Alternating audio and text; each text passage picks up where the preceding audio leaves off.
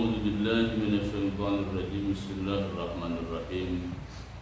Menjawab sharing pendapat dengan saudara kami di grup majelis yang bertanya tentang keutamaan mendengarkan Al-Quran.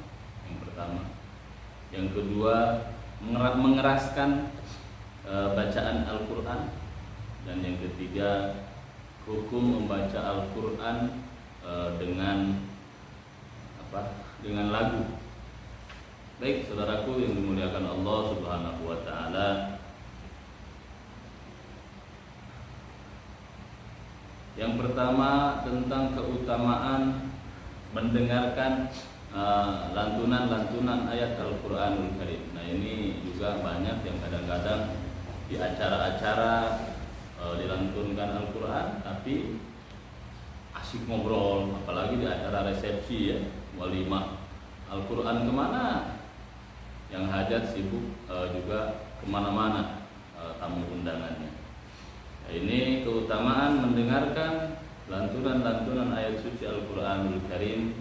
Ada satu hadis yang diriwayatkan oleh Al-Imam Abi Hurairah radhiyallahu anhu, "Man istama'a ila ayatin min kitabillahi ta'ala lahu hasanatun mudha'afatun wa man tala ayatan min kitabillah kanat lahu nuran yaumal qiyamah."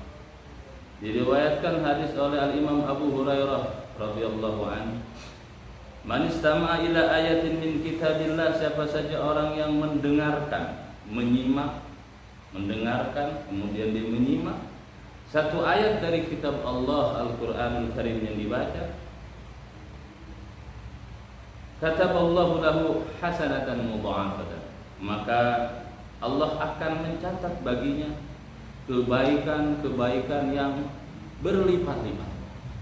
Mendengarkan lantunan ayat Al-Quran Karim saja dicatatkan oleh Allah pahala kebaikan yang berlipat-lipat, yang lipatannya la ya'lamuhu illallah atau la ya'lamuha illallah, tidak ada yang tahu kecuali Allah Jalla wa'ala. Dan siapa saja orang yang membaca satu ayat dari Al-Quranul Karim, kanat lahu nuran yaumal qiyamah, maka baginya cahaya Al-Quran nanti di yaumil qiyamah. Itu keutamaan mendengarkan lantunan ayat-ayat suci Al-Quranul Karim. Jadi kalau ada Al-Quran dibacakan, diamlah, dengarkan, simaklah, hayati dengan baik.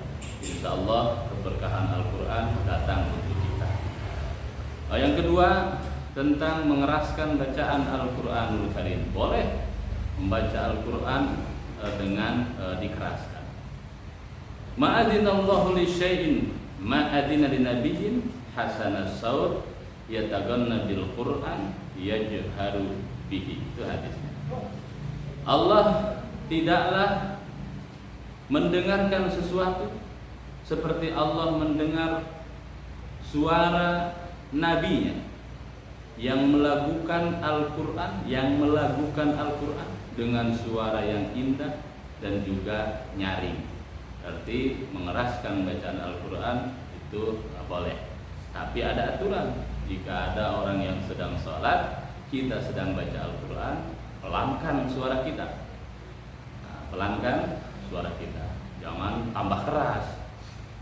Itu aturan dalam fikihnya. Ketika kita membaca Al-Quran di masjid, ada orang yang sedang sholat, maka pelankanlah suara bacaan Al-Quran itu kita. Itu yang kedua. Yang ketiga, bagaimana membaca Al-Quran dengan lagu, boleh dan sangat dianjurkan. Hadis dari baginda Nabi Shallallahu Alaihi Wasallam, sanadnya jayyid, sanadnya itu baik. Man lam yataghanna bil Quran falaysa minna. Ini masyhur hadisnya. Barang siapa yang tidak melakukan Al-Quran dengan baik, nah bahasa dengan baik ini enggak sembarang lagu. Ada lagu yang sudah jadi tuntunan, yaitu tilawah-tilawah, lagu-lagu yang kayak Bayati, Soba, Diharka, dan yang lain-lain tidak melakukan Al-Quran dengan lagu-lagu yang baik, falaisa minna, maka bukan termasuk golongan kami. Kata baginda Nabi sallallahu alaihi wasallam, ini hadis diriwayatkan oleh Imam Abu Dawud bi isnadin jayyid, sanadnya sanad yang baik. Jadi saudaraku yang dimuliakan Allah Subhanahu wa taala, itu yang bisa kami berikan, semoga bermanfaat. Keutamaan mendengarkan bacaan Al-Qur'an, dengarkanlah. Baginda Nabi sallallahu alaihi wasallam itu kalau di bulan Ramadan tadarus. Bahkan tadarusnya Nabi ini hebat, luar biasa.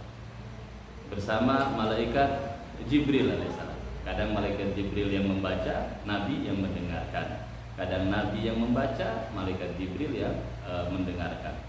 Begitupun seharusnya kita saling memperdengarkan bacaan-bacaan Al-Quran sesama kita.